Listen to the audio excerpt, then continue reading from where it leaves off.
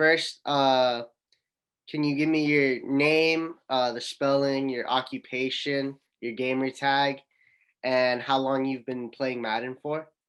Sure. So Tyler Davis. I'm a former, pro Madden player slash Madden commentator now on the competitive circuit. Been playing Madden I've been playing Madden since Madden 1999. Been competing since, I would say Madden 08, 2008. And I go by T Davis in the Madden community. So the first thing I want to ask you is, what made you want to start playing competitively? So when I was younger, I'd kind of, first I would just start playing like franchise mode, having fun. Then I started to play online, started just whooping people online, having fun, beating people. And then I forget, I think I was on some website or somewhere and I saw, wow, they have Madden tournaments. What is this? So I would start to join some tournaments online and I kind of just fell in love with it. The competing aspect, we grow up playing sports our whole lives, competing. And then, as you get older, if you're not an elite athlete, you need to find another way to compete. Madden terms was always that outlet for me. I would travel across the country competing in these tournaments, and it was just so much fun. I couldn't get away from it. What was the first competitive tournament you won, and what was kind of like the prize that you got from it?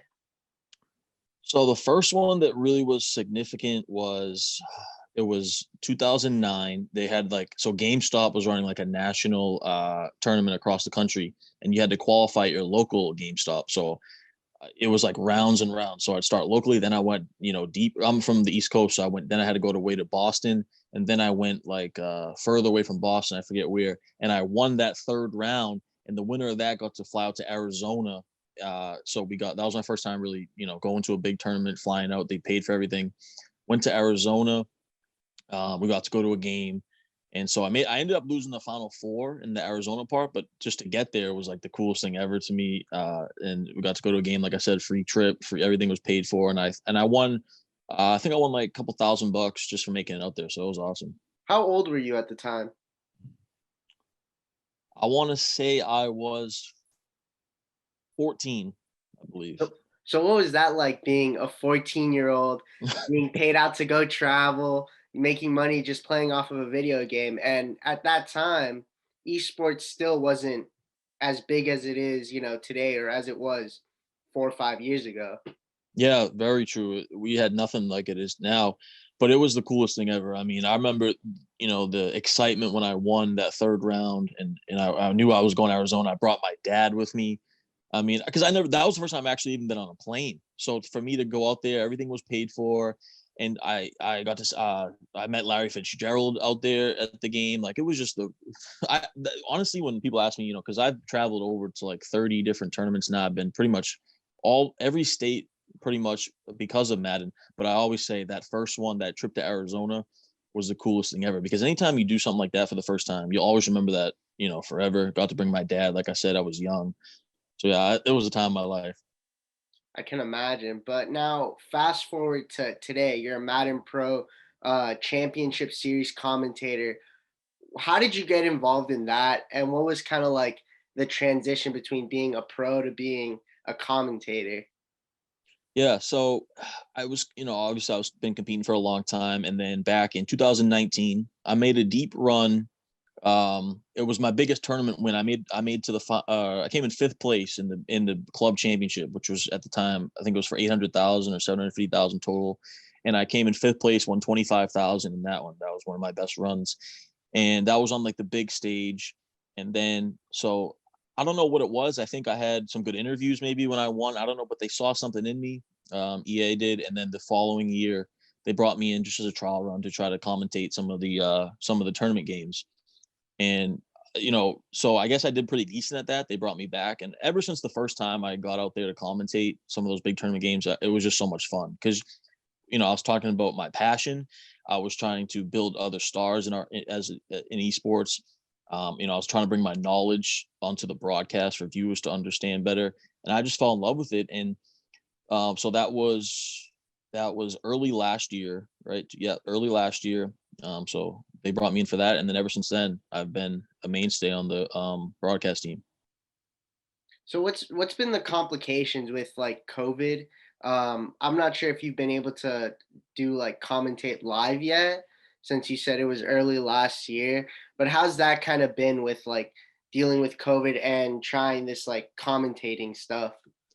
Yeah, so that's really a great question. So when they brought me in, it was actually this was before COVID, kind of pretty much right before it hit, and we would fly out to the EA studios in California, Longwood, right near San Francisco. So I actually did do it live. I think about two or three times, two or three different tournaments, and then and that was so much fun, because everything was paid for. Once again, I was part of the team. I'm going out there. You're hanging out with the guys too, and that's the other aspect of it. Like you can communicate with the guys, ask them questions before they're about to play these big games, see how they're feeling, get a little insight. Then you go out there. But then after that is when COVID hit, and all of a sudden everything kind of switched to okay. We didn't know what to expect for a while, right? We were kind of nervous. How's the because as a Madden guy, I'm just trying to get our sport to grow, right? So I didn't know if we were even going to have tournaments. I was stressed about it, but then they decided to switch everything to online. And man, they've done. I gotta give credit. EA's done an exceptional job. We've got all equipment now. They've sent out expensive equipment to everyone on the talent team to run these tournaments online. And the online part of it, I'll tell you, live has been easier, at least from a talent standpoint. The online has been a little challenging because you're dealing with the online connection issues. You're trying to get all these people remote on the same page, so it's been challenging.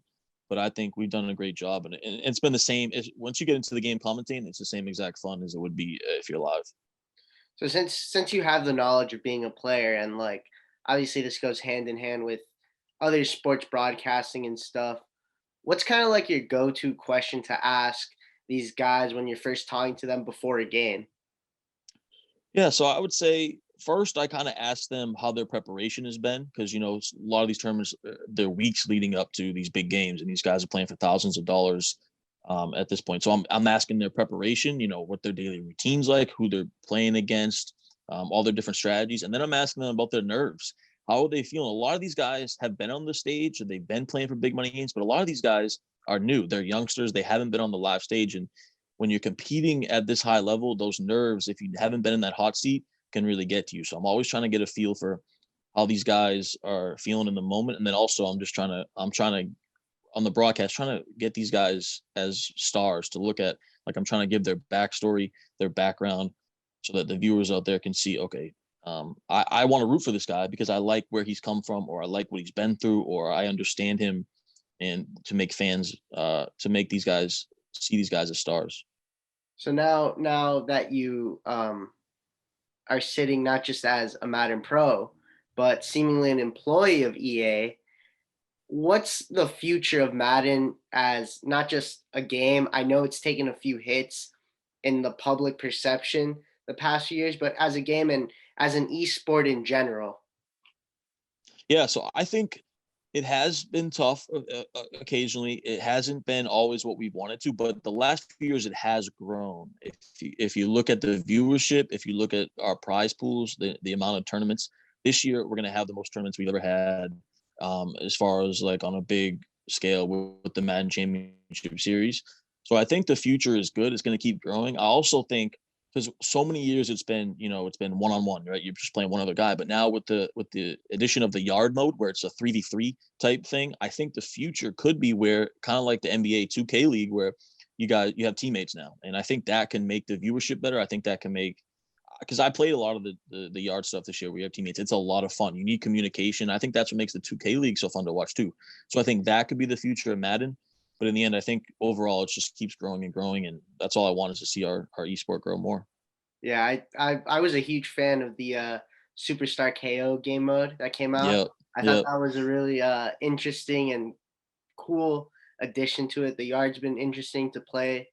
But before we wrap up, is there any guy that people should keep an eye on this year that's either someone who's could be coming out of nowhere or a mainstay that you think is just going to take that next level? Yeah, so there's a lot of guys that have really come onto the scene. I think this year the guy that I'm really looking towards, and he already made some big noises, this guy named John Beast. And he's one of the biggest underdogs we saw in the club championship. And he actually made a Final Four run. He took out some of the biggest names in all of Madden. And we're going to see him later on in the year in some other tournaments. And he's got a lot of energy, a lot of passion.